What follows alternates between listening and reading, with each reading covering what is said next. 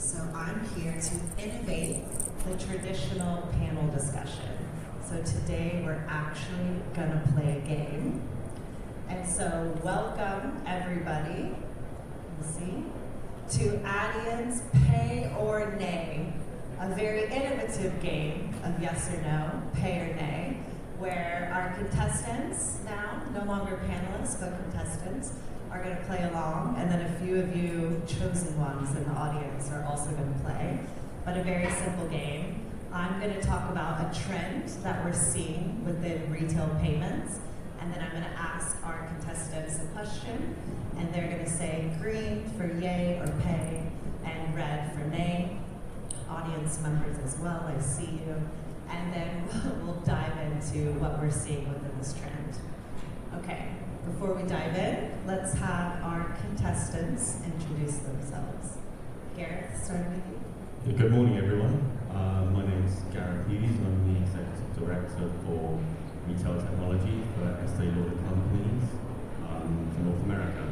So we own and operate 24 different brands, playing multiple channels.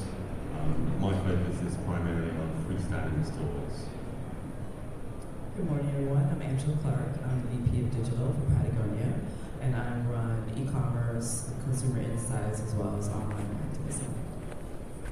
Good morning, everyone. I'm the VP of Retail Applications at Guess. We have stores in over 90 countries. I run the retail applications, includes data, analytics, payments, POS. I get stuff, but can you guys help me win today? Please? There's really good prizes. Thank you. Everybody's a winner. It's a very innovative game. Okay, so the session topic was all about performance and experience. So we truly believe that payments can be at the forefront of helping retailers manage their store, both from that performance, revenue, cost efficiency side, but also driving a great customer experience. So the trends we talk about today will be in that vein. Let's begin. So question number one for everybody is on the experience side of the house. So a big trend that we're seeing, we've heard a few merchants talk about it already at Interf, is the move to mobile checkout or mobile terminals.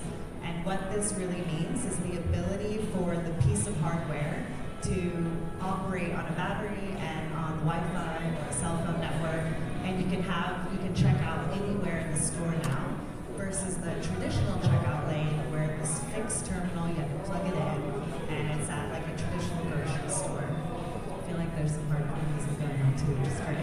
It's my background theme song. So what we're seeing with the Adian side is that we've seen an increase in mobile terminals in the field by over 700% year-over-year, so massive growth. That means our question for our contestants in the audience and on stage is, will the traditional checkout lane disappear from the in-store customer journey? Should we do it on the count of three, I believe? Give it a little attention. Okay, 1, 2, 3. Audience? Okay, very even yays and nays. I like this. Oh, wait. Minus 2 points, Bruce. I got it wrong. I'm sorry. There's no right or wrong answer. Everyone's a winner. Okay, Bruce, but let's start with you. What has been Guess's experience with mobile checkout? So we've had mobile point of sale, and we use Adyen mobile payment terminals as well. We've had it for about 3.5 years, and in Canada, it's taken off. So our Canadian stores, more than 50% of the transactions go through the mobile point of sale. Also, we notice in the smaller format stores, like our accessory stores, it really is something that the stores really want to use because it maximizes the space. Additionally, for our holiday registers, I don't know if you guys know about holiday registers right now. During the holidays, there's so much more traffic. So we set up additional registers. We used to send them out. We don't send them out anymore. We just use mobile point of sale. I think if you have smaller format stores and you're designing for mobile point of sale, maybe the traditional one would go away, but for the most part, I don't think it's going away. So I guess my answer really is, help me out, Angela. Is it like this? Okay, it's like this. Thank you. We see that trend as well on a global scale. I feel like it's that smaller kind of one-on-one selling where more merchants are moving to the mobile checkout completely. So Angela, Patagonia, what's your strategy in what have you been seeing? We've been using mobile probably for we're probably new to it actually, probably the last 2 years or so. And our stores are very high touch, highly technical gear, so there are benefits to, if you think someone's in a fitting room when they're trying on something like a wetsuit. If anyone's trying on a wetsuit, it takes like 20 minutes and you're sweating by the time it's done, right? So you could potentially just check them out as they're like taking that wetsuit off and they're ready to go. And then again, in holiday, that's a time of high traffic and you don't want to miss that transaction. If someone's actually there, they see that line, you don't want them to exit. So we do use them for that, to your point. Like before, we didn't send out registers, so we just could have potentially lost that sale. So for us, that's really where it is. But I think for us, that checkout flow, that final purchase of we have food at the register, all these other things, and that sort of high touch, we'll wrap the package, all these things, repairs. We do a lot of other things in store besides just sell the product. So I think that register is probably always going to be there for us. Nice. And Gareth, you have a lot of brands. Is there a difference between mobile checkout with some of them? Yeah, definitely. I think if you look at our cosmetics company store brand, which is more of an outlet, it's sort of more transactional, probably less of a shopping experience maybe in, say, the Joe Malone London stores. I think with mobile checkout, we'll still need somewhere to wrap our kind of gifting products. I think that's always going to be there, and people also we're seeing any printed receipts. That's not going to disappear. So I think we're always going to have an element, but we're quite new to it. We're probably 6 or 7 months into mobile point of sale. It made a massive difference for us over the holiday period. Love to see it. And I feel like some of those pain points just over time will get less and less, like the receipts as we move to digital receipts. So stay tuned, everyone. We're still 50-50. Okay, hopefully everyone has the premise of the game now. Other audience members, feel free to raise your hand pre-game if you want to participate as well. But we go on to question number 2. So now we're jumping over to the performance side of the house. And at Adyen, obviously we're a payments company, but we really do believe that payments can help you with your profitability strategy. So there are things that you can do to increase your revenue, decrease your costs. So last Friday, we launched a new tool called Uplift, and it's our suite of optimization tools that help you balance conversion, so straight revenue at checkout, your fraud, and your payments costs, which we all know is traditionally really hard to do. When you pull on one of the levers, one of the other ones usually lacks because of it. But with AI and machine learning, we're able to optimize all 3 of those now. And we launched this with a pilot program with 60 merchants, and we've seen some really good success. Our merchants using Uplift have seen an increase in conversion by up to 6%. So that's doing absolutely nothing with your marketing or anything new at checkout, and you're just seeing straight revenue and converting those customers. So super cool. But let's see. Our question for our contestants is, do we think that payments can be a significant part of a retailer's profit strategy? Okay, everyone ready? 1, 2, 3. Paddles up. Oh, all green? Yes, love it. Okay, that's what we love to hear. Gareth, we're going to start with you this time. What have been some tactics that you all done to increase your revenue, decrease your costs, and how do you all see payments as part of your strategy overall? Yeah, I think when you look at things like customer experience, I think payments play a huge part in that. Whether that's the ability to complete a transaction quickly with tap to pay, or the ability to use kind of multiple forms and payments and acceptance. I think it all ties into that really well, and certainly for us, we're really focused on the number of payment types we can take. Yeah, we love to say it's so different in every market, right? Depends what people use. Completely. Angela, what about yourself? Yeah, same. I think for us, taking as many payment options as possible. All the data says that you can have as many outlets as possible, and it's not going to, there's no diminishing return. I actually see that as a little bit of an acquisition strategy for something like Klarna and all those other buy now, pay later types. So they're full ecosystem that we might not be able to market to otherwise. So that's part of it. But then, like you said, that tab, be able to have easy access and you check in and check out really fast ID. To me, I've started merchandising, so once someone has put a signal that they want to make that purchase, I just want to get out of the way and make it as easy as possible for them to make that transaction. So that's how I see sort of a profitability option, and then we've seen a lot of success with Uplift, so I'm excited about that. I'd like to dig into that buy now, pay later, because I know previously Patagonia was very against it. You're talking about that acquisition. What was maybe the data point that really helped leadership take it over the edge? I think the data point for us was that two payments we were looking at was Klarna and Afterpay, and both of them had very different customer demographics than what we had. And we don't do a lot of paid social advertising, so it was another tool for us to be able to get to a different community of shoppers.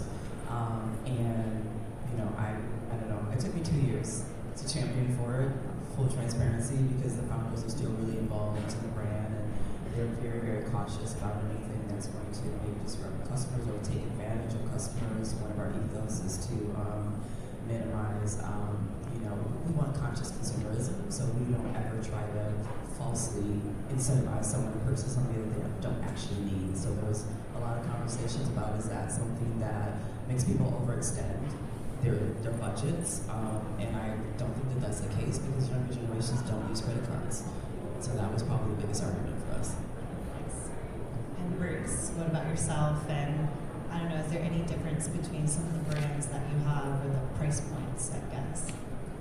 Definitely. I think for us, it's the same. We want to have our different payment options. In North America, there's this rush. There's almost this, if we don't have this payment option available, if our customers want to use buy now, pay later, and so for a lot of our customers, it really fits with our demographics. We feel like if we don't use these type of payment methods, we're losing, our ability to attract these customers. One thing though that my other panelists didn't mention is we were on a different payment provider before we went to Adyen, and just full disclosure, I still can't pronounce their name properly. So if you can't pronounce Adyen, because you'll hear it 5 times in 7 different ways, right? It's okay. But the other thing that really helps us from a profit strategy is that it's easier to use for us. And they didn't pay me to say this, because this is really what I believe. Because I really believe that it's easier to use, it's quicker to market with different features, and also they don't treat you like a traditional financial institution. So when you're working with a payment system, you usually have multiple systems, right? You have your acquirer, you have your bank. Every time you're trying to implement something, they're like, it's over there. Like, why isn't it working? Well, it's that way. They don't really want to take responsibility, right? So I think from a profit strategy, when you're able to really efficiently use your payment system, and it's fast, it works well, it really helps you overall in terms of operational efficiency. Thanks. Yeah, we're a full stack model. We like to just eliminate a lot of the headache for our merchants. I'm glad that's great. Okay, we're on to our third question before we open it up to audience participation. Maybe squeeze a bonus round if we have some time. But we're going back over to the experience side of the house again. This is my favorite question. So Adyen has a product which we call Giving, and it really makes it easy to do charitable giving at checkout. So both in-store and online, you can ask your customers to round up or add $1, $2, $3 to the end of their purchase. And Adyen helps, we work with a bunch of different global campaigns, or we can help you upload your own personal organization to make it easy. And we'd love to see this stat, but this past Black Friday, Adyen saw a 40% increase in donations during that weekend than the weekend before. So it's really showing that people are putting money where their mouth is and voting with their dollar. So my question to our contestants is, will charitable giving continue to increase at checkout? Paddles ready? Okay. 1, 2, 3. Woo. All greens. Okay, we love to see it. We love to see that that's where the world is headed. I have to start with Patagonia and Angela. This is the ethos of your brand. And also, fun fact, Patagonia customers donate more on average than any of the other customers on our platform. So they're on average $5 when mainly we see $1. So what has this done for Patagonia? How do you all feel about charitable giving and what's to come? This has been, it's been about a year for us, and this has been an amazing experiment. Patagonia has a legacy of giving back. We've donated over $350 million in the course of Patagonia's existence to fighting for climate change. And this was an opportunity. It was really important to us to be able to have people participate from a customer side. So we have people who come to us just for activism, and they raise petitions and all of that. But we wanted every customer to have the opportunity to participate and raise awareness, because a lot of people don't even know we do have this side of the business. So it was important that we wanted people to be able to donate without actually having to purchase a product. And then if they purchase a product, they could also donate as well.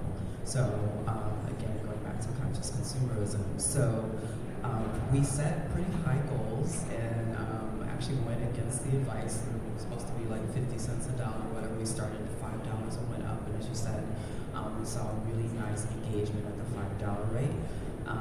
But we raised, I think, in that first 6 months, we raised as much money as that charity had for the whole year within the November and December time period. And then this past year, again, we raised over $100,000 for just one organization, and we didn't even really market it. It was just there for people to engage with. So looking to continue to expose that more, and it's a really exciting opportunity.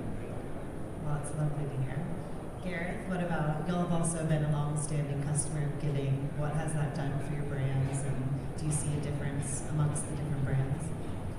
Yeah, charity is very much at the heart of Estee Lauder.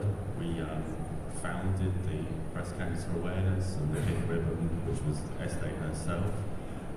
So we have a huge focus on that, certainly during the main month of the year that operates. So we've had a big focus with Jo Malone London and Cosmetics Company Store. I think one thing we really found Adyen as well though, is we can switch our kind of charity offerings around. We don't have to stay with the same charity, but we can focus 1 month at a time and move around, which has been really good. It's helped us kind of diversify those donations. Yeah, it's super easy. You can do it on a terminal, by store, by country, globally, by brand. Yeah, try to make it easy as possible. Bruce, yourself, y'all are newer to the giving platform, but how's it been so far, and what does leadership think about it? Right, so for guests, we've been using the giving platform for about a year now. And actually, we wanted to use it even sooner. The interesting thing is, our merchants, when they looked at how the giving platform, how it worked at the checkout, they weren't really satisfied with the flow. They felt it was kind of clunky. So Adyen listened to us, and they actually modified it so that it actually was a little bit more seamless. And it's worked out really well, because guests, as a brand, we really want to connect with our customers, and we want our customers to connect with us. And giving and charitable donations, just being part of their life, it makes so much sense for our brand. So we have a Guest Cares Foundation. We do a lot of charitable work, and especially now with the fires in LA, because we're an LA brand.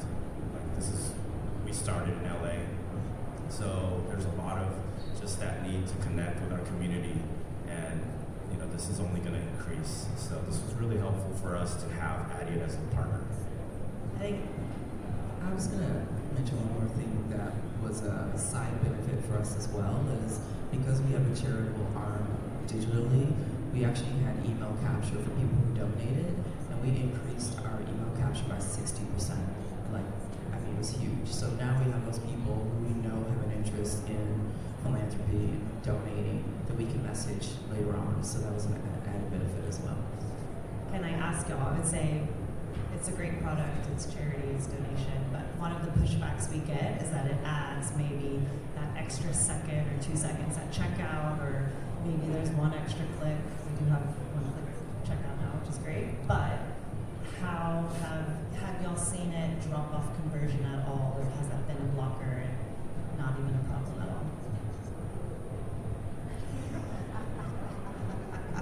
Love it. Extra point, right? Okay. Actually, you get your point back for I get my point back. Thank you. Okay. We actually have a little bit of time, so we're going to do a rapid fire round and talk about payment methods. So bonus round. They're not prepared for this one as well, so let's see what happens. But another trend that we see is a move to what we call alternative payment methods. So not your traditional credit or debit card, but using WeChat, Alipay, Buy Now, Pay Later, Pay by Bank. So during our last Black Friday, Cyber Monday, we saw that people actually spent 20% more when they used these payment methods. And year over year on that weekend, we saw a 40% increase. So my rapid fire question for everybody is, will alternative payment methods ever replace cards? Ever, globally? Ready? 1, 2, 3. Oh, we started before. Okay. Is that a sideways green? You're just rewriting the rules, Bruce. Sideways. It's sideways on purpose. Okay. Do you want to explain a little bit? I think it really depends on the region, right? I was speaking to some other friends of mine, acquaintances, and we were talking about how payments in Europe are so much different than North America and the U.S. In the U.S., we have all these bank cards with these loyalty programs. Like, I'm signing up for a credit card. My wife's signing me up for a credit card every 3 months, and then I have to spend X amount of money to get X, Y, and Z, and we're chasing points and getting this and that. And I think in the U.S., it's not going to change, right? Like, the bank cards have such a strong foothold on the consumer, whereas the rest of the world, I think these alternative payment methods, like, they could really take over, right? So it could be one particular one in a particular country. So that's why it's actually this. I meant to do this. Does anyone else, any comments how y'all see alternative payment methods?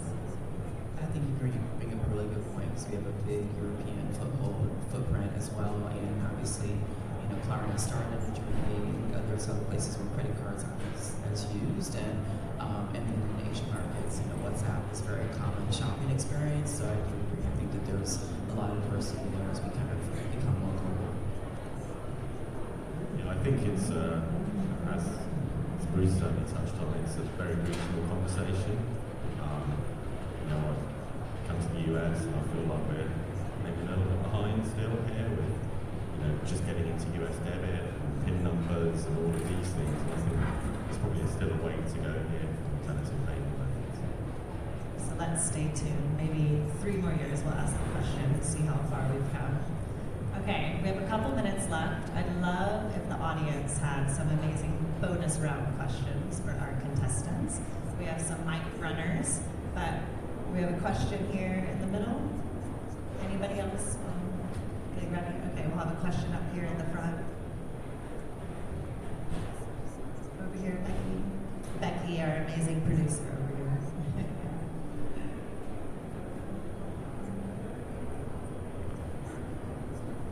Good morning, everyone. So, my question is more of an idea, and you all may have already thought about this, in the course of your work. But alternative payment methods, you all are talking about, credit card, cash, and cryptocurrency or whatnot. But have you also considered customers who can add value to your company by helping you understand store efficiency and customer experience as their payment method? so that in the longer journey of your company, those improved customer experience, setup of your stores, all help future customers find your products, and you get more revenue out of it. So the alternative payment is them providing the service to help you improve the store layout and so on and so forth. So you ask, is there like a payment method specifically that has helped speed up checkout or done something? Is that what you're asking? The payment method for certain customers who are regulars to the store pay by giving your expert advice as to what you could do better to help find products and improve the customer journey in the future. Okay, this is new for me. I don't know. That's a novel idea. That's like a barter system, right? You know, you come to my store and fill out a survey, and I Give you something, you give me that. That's interesting, but you know, I'm just thinking in the U.S. whenever we have a new idea, one of the first teams we work with is legal, right? So I think I would, you know my answer, I don't even have to answer it, right? Like that has to go through that first. I think these kind of ideas are good, like we can understand, maybe we can obtain feedback from, maybe there's another way to obtain different types of feedback, but we also want to think, okay, if we're incentivizing them with a gift card at this point, have we truly vetted them out first as well? You know, so, I mean, I think a lot of times, right, like brands, when they do this, it has to be well thought through, right? Yeah, absolutely. We blame legal every time. Yeah, always blame legal. Amazing. We had one more question down here. Yeah, yesterday in a session, Manhattan Associates urged the audience to offer buy online, pick up in store. And her logic was, you want people to come to your store, they tend to come, spend more money, and the store is where the magic happens. And that's kind of something I think I've heard repeatedly, that the store is having this rebirth. But I wanted to find out from you guys, is that a strategy you use? Is this whole idea to get people back in the store big on your radar as well? Yeah, I think in the last year we've been seeing some suppression in the digital business, and people are going to stores more. So I think for us, we're trying to make sure that we understand that customer in the store that walks in and not as anonymous as they have been in the past, just as like digital, we can kind of know who people are. So yeah, I think we're continuing to figure out how to continue to make that store experience more engaging. We only have 50 stores, Patagonia doesn't have a huge store footprint, so there is sort of like this geo-targeting that we're doing quite a bit to make sure people come to a store with purpose, especially because a lot of them are close to sport activities, and we're very strategic. Like our Hawaiian store is a surf store, right? So sort of kind of getting people to come in for that experience is sort of, I think, that future retail for us. Anyone else about store? Is the store dead for y'all, or? Well, I think to your point, Angela, right?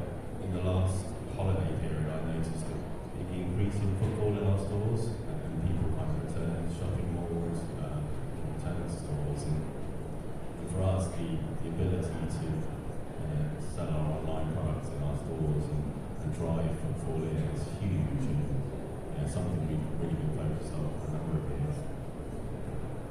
Anytime we can bring our customers back into our stores, we love it, because it's all about the store experience. Like everyone always debates, is online going to take over? You know, brick and mortar going to go away? And I would say no. Brick and mortar is here to stay, right? I think we all know that. It's all about trying to create that store experience. So if we can bring in our customers, if it's buy online, pick up in store, or some other reason, right? We want to bring them in.